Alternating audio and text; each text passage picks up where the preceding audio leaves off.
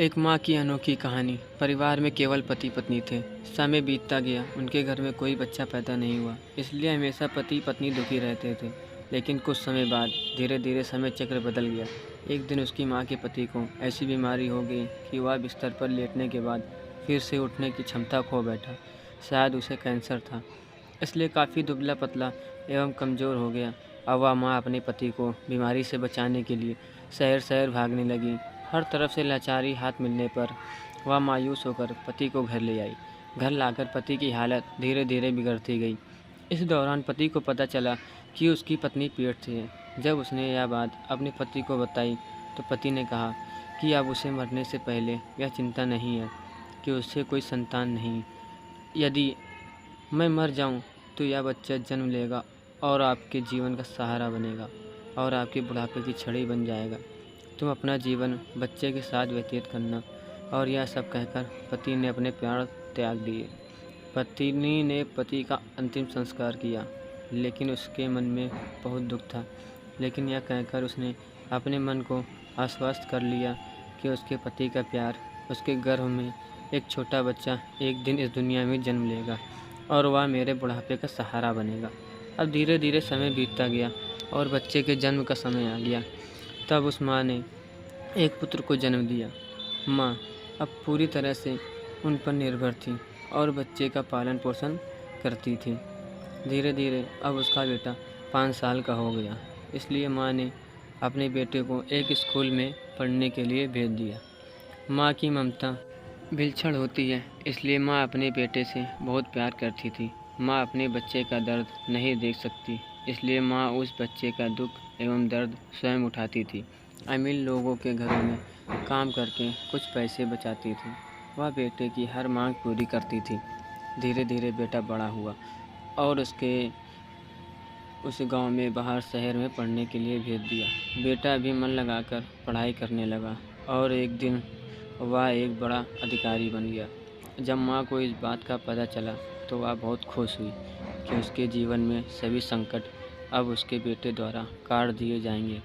बेटा अब गांव से दूर रहने लगा और आत्मविश्वास से अपना काम करने लगा। अब उसकी माँ गांव में अकेली रह गई थी। धीरे धीरे समय बीतता गया।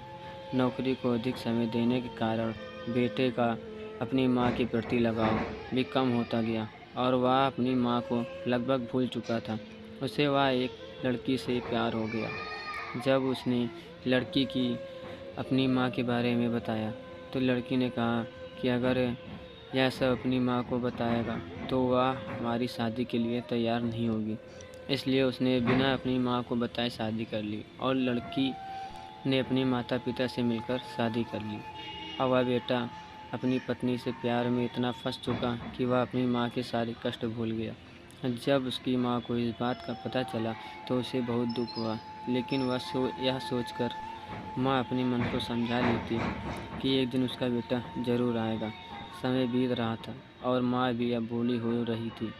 गांव के लोग भी उससे कहने लगे कि उसका बेटा अब कभी नहीं आएगा, लेकिन उस माँ के मन में उम्मीद थी कि एक दिन उसका बेटा जरूर आएगा। उधर बेटा पत्नी के प्यार में फंसकर माँ को पूरी तरह भूल चुका था। यहाँ धीरे धीरे माँ भी इतनी बूढ़ी हो गई कि माँ को चलने फिरने में परेशानी होने लगी। फिर एक दिन उसने गांव के लोगों को बुलाकर एक पत्र लिखा और उसे अपनी अलमारी में सुरक्षित स्थान पर रख दिया और गांव के लोगों से कहा कि जब उसका बेटा आए तो उसे यह पत्र दे देना। और बूढ़ी माँ एक दिन अपने बेटे की याद में गुजर गई। इधर एक दिन इसी बात को लेकर उसके बेटे और उसकी पत्नी का झगड़ा हो गया और उसकी पत्नी ने उसे हमेशा के लिए छोड़ दिया। अब बेटों को अपनी माँ की याद आई और एक दिन वह गांव आया। गांव में आकर उसे पता चला कि उसकी माँ अब इस दुनिया में नहीं रही और लोगों ने उससे बहुत बुरा भला भी कहा कि तेरी याद में मर गई, तुम्हारे नाम की एक चिट्ठी रह गई। बेटे ने यह चिट्ठी खोलकर देखी तो उस चिट्ठी में माँ के उस दर्द भरे जीवन का सारा दर्द लिखा था और अंत में लिखा था कि बेटा, अगर मेरे कारण से आपके पारिवारिक जीवन में कोई बाधा आती है तो मैं जीवन भर आपसे अलग रहूँगी। अब बेटे को अपनी माँ से प्यार का एहसास हुआ और उसने अपनी गलती का पश्चाताप किया। कैसे माँ का साथ जीवन में अनमोल होता है, क्योंकि माँ का प्यार स्वार्थ रहित होता है। तो दोस्तों, एक माँ की ममता के बारे में कुछ नहीं कहा जा सकता। माँ का प्यार निस्वार्थ होता है और बाकी सभी भाई बहन का प्यार स्वार्थ से अछूत नहीं।